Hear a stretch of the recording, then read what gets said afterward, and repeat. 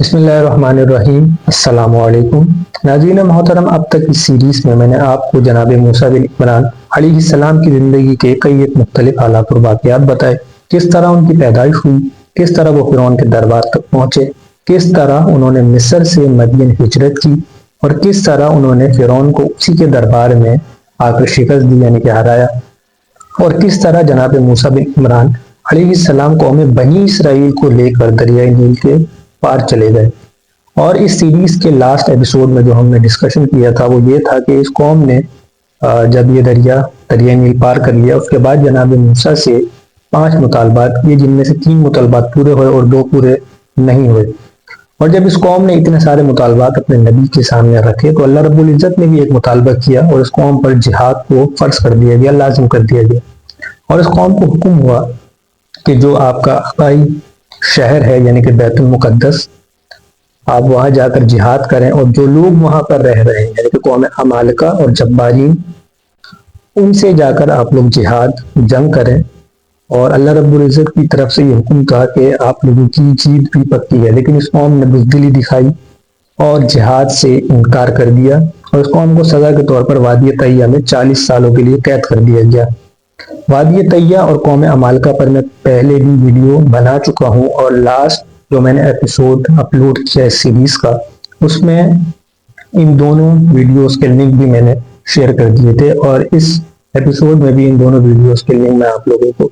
آپ لوگوں سے شیئر کر دوں گا تاکہ آپ لوگوں کو سمجھنے میں آسانی ہو سکے۔ بہرحال یہ 40 سال کا عرصہ قوم بنی اسرائیل پر بہت ہی ٹف گزرا، اور اس 40 سال کے عرصے میں وہ تمام تر لوگ مر گئے جنہوں نے اللہ کے حکم کی نافرمانی کی تھی، اور وادی طیہ کے اندر بنی اسرائیل کی نئی نسل پروان چڑھی، جس نے جب دوبارہ جہاد کا حکم ہوا تو ان لوگوں نے جا کر بیت المقدس کے خلاف جہاد کیا اور اس جہاد کو جیتا اور بیت المقدس میں آباد ہو گئے۔ لیکن اسی وقت جناب موسیٰ بن عمران علیہ السلام کو 40 دنوں کے لیے اللہ رب العزت نے پہاڑ طور پر بلا لیا تاکہ انہیں تورات دے دی جائے۔ لیکن ان 40 دنوں میں قوم بنی اسرائیل دوبارہ اللہ رب العزت کی نافرمانی میں انوالو ہو گئی، یعنی کہ دوبارہ سے اللہ رب العزت کی نافرمانی کرنا شروع ہو گئی یہ قوم۔ اور آج کے اس ایپیسوڈ میں میں آپ کو وہ نافرمانی بتاؤں گا جو قوم بنی اسرائیل نے کی جناب موسیٰ بن عمران علیہ السلام کی غیر موجودگی میں۔ اور جب جناب موسیٰ بن عمران علیہ السلام واپس آئے تو جناب موسیٰ بن عمران نے کیا ری ایکشن دکھایا اپنے قوم کے خلاف، اور اللہ رب العزت نے اس قوم کو فی الفور کیا عذاب دیا۔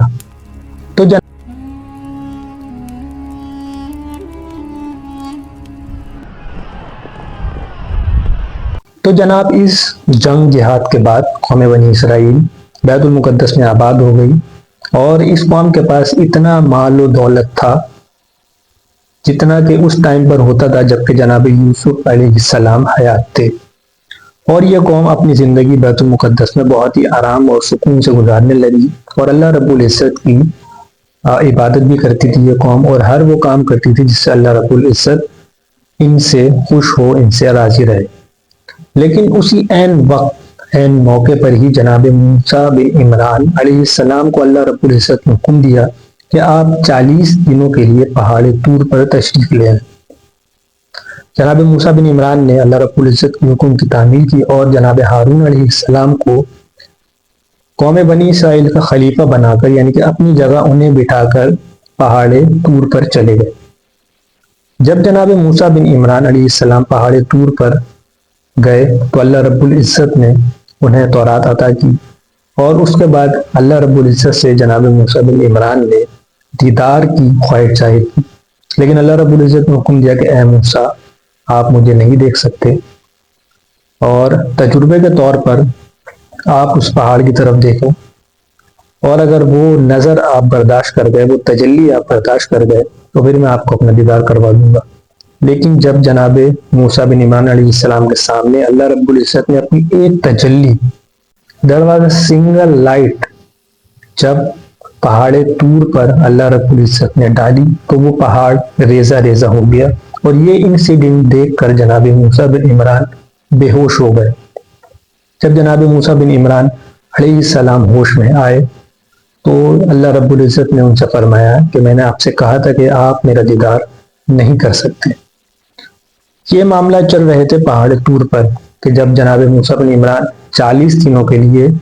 پہاڑ طور پر موجود تھے، جہاں پر انہیں تورات دی گئی، انہیں علم و فہم سکھایا گیا، وہ جو کہ اور بہتر طریقے سے اس قوم کی نصیحت کے لیے ضروری تھا۔ جناب موسیٰ بن عمران علیہ السلام تو پہاڑ طور پر اللہ رب العزت کی عبادت و ریاضت میں مصروف تھے، لیکن بیت المقدس میں کچھ اور ہی چل رہا تھا۔ قوم بنی اسرائیل ایک بچڑے کی عبادت کرنا شروع ہو گئی تھی، اور جو بچڑا ایک سامری جادوگر نامی شخص نے بنایا تھا۔ اب یہ سامری جادوگر کون تھا؟ روایات کے مطابق سامری جادوگر فرعون کی نسل میں سے ہی تھا، اور یہ ایک ولد الزنا کا ناجائز اولاد تھا، اور جب یہ پیدا ہوا تو اس کے ماں باپ نے اسے پہاڑوں میں پھینک دیا، لیکن اللہ رب العزت کریم ہے اور اللہ رب العزت نے اس کی پرورش پہاڑ کے اندر کی، اور جناب جبریل علیہ السلام آ کر اسے اپنی شہادت کی انگلی سے دودھ پلایا کرتے تھے، اور جب جناب جبریل علیہ السلام وہاں سے دوبارہ واپس جاتے تھے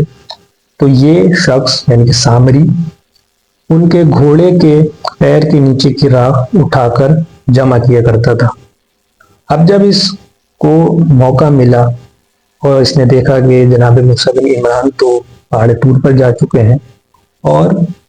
بنی اسرائیل ہارون علیہ السلام کی کچھ زیادہ عزت نہیں کرتی، تو اس نے کیا کیا، ایک سونے کا بچڑا بنایا اور اس بچڑے کے اندر وہ خاک ڈالی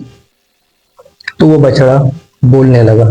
اب یہ اس خاک کی تاثیر تھی، اس خاک کی طاقت تھی کہ اس خاک سے وہ مجسمہ بولنے لگا، جس کا ذکر قرآن پاک کے اندر بھی موجود ہے، کئی ایک مقامات پر، کئی ایک صورتوں میں۔ اب جب قوم بنی اسرائیل نے دیکھا کہ یہ سونے کا بچڑا خود اپنے منہ سے کہہ رہا ہے کہ میں تمہارا رب ہوں، میری عبادت کرو، اب اس پوائنٹ پر آپ قوم بنی اسرائیل کا وہ پہلا مطالبہ یاد کریں جو کہ میں نے آپ کو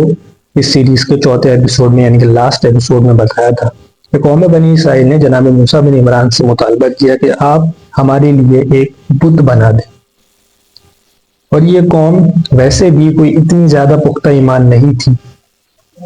کہ اپنے ایمان پر قابو رکھ سکے، تو جناب اس قوم نے اس بچڑے کی عبادت کرنا شروع کر دی۔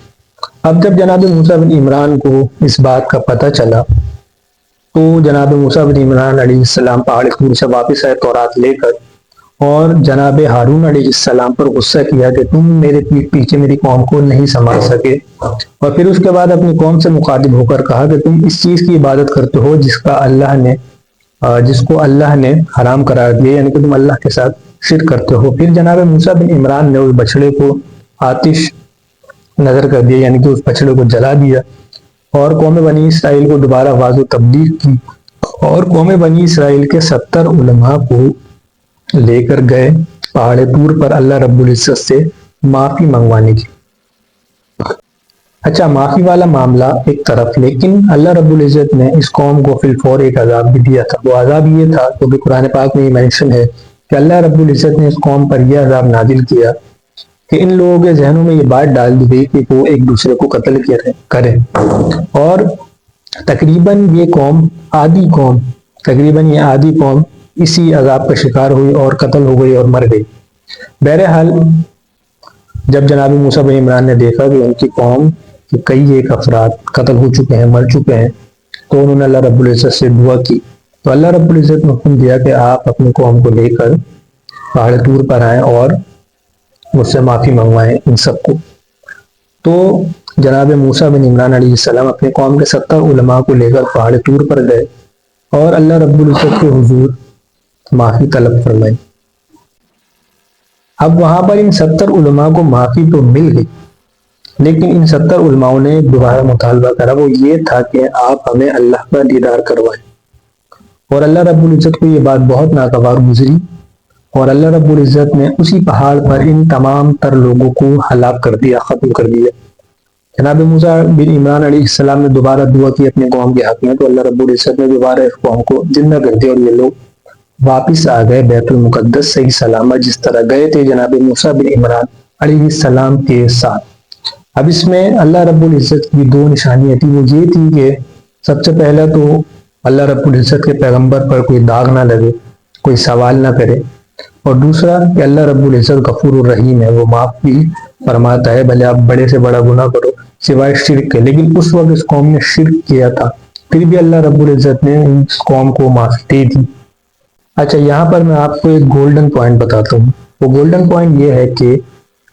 جب اللہ رب العزت نے جناب موسیٰ بن عمران علیہ السلام کے سامنے اپنی تجلی ظاہر فرمائی اس پہاڑ پر، وہ پہاڑ ریزہ ریزہ ہو گیا۔ اس بارے میں قرآن کے اندر آیات موجود ہیں، ذکر موجود ہے، لیکن اسرائیلی روایات کے اندر یہ بات مینشن ہے، موجود ہے کہ جب جناب موسیٰ بن عمران علیہ السلام پہاڑ طور پر گئے اور دیدار الہی کی خواہش ظاہر کی، تو اللہ رب العزت نے سب سے پہلے ساتوں آسمان کے فرشتے جناب موسیٰ بن عمران علیہ السلام کے سامنے ظاہر فرمائے اور پھر اس کے بعد اپنا دیدار کروایا۔ اور بائبل میں بھی یہ بات مینشن ہے، اور the book of Enoch, the book of Samuel, اس میں بھی یہ بات موجود ہے کہ جناب موسیٰ بن عمران علیہ السلام جب پہاڑ طور پر گئے تھے تو اللہ رب العزت نے انہیں اپنا دیدار کروایا تھا، سب سے پہلے ساتوں آسمان کے فرشتے، اس کے بعد پھر اللہ رب العزت نے اپنا دیدار کروایا تھا۔ لیکن قرآن پاک میں یہ بات موجود نہیں ہے۔ قرآن پاک میں فی الفور بات موجود ہے کہ ہم نے وہ تجلی پہاڑ پر ڈالی اور وہ پہاڑ ریزہ ریزہ ہو گیا اور موسیٰ بن عمران علیہ السلام بے ہوش ہو گئے۔ اور اسی پہاڑ طور کے معاملے پر جناب ختم مرتبت حضرت محمد صلی اللہ علیہ وسلم کی ایک حدیث بھی موجود ہے، جس میں آپ نے ارشاد فرمایا کہ جب تمام تر لوگ قیامت کی بے ہوشی سے اٹھیں گے تو اس وقت میں دیکھوں گا کہ جناب موسیٰ بن عمران علیہ السلام اللہ رب العزت کی کرسی کا پایا تھامے ہوئے کھڑے ہوئے ہیں۔ اب یا تو ان پر قیامت کی بے ہوشی طاری نہیں ہوئی، یا پھر جو ان پر تجلی پہلے ظاہر کی گئی تھی جس کی وجہ سے یہ بے ہوش ہو گئے تھے، اسی وجہ سے ان پر قیامت کی جو بے ہوشی ہے وہ طاری نہیں ہوئی۔ تو جناب یہ تھی داستان جناب موسیٰ بن عمران کی پہاڑ طور پر جانا، اور پھر اس کے بعد قوم بنی اسرائیل کا بچڑے کی عبادت میں مشغول ہو جانا،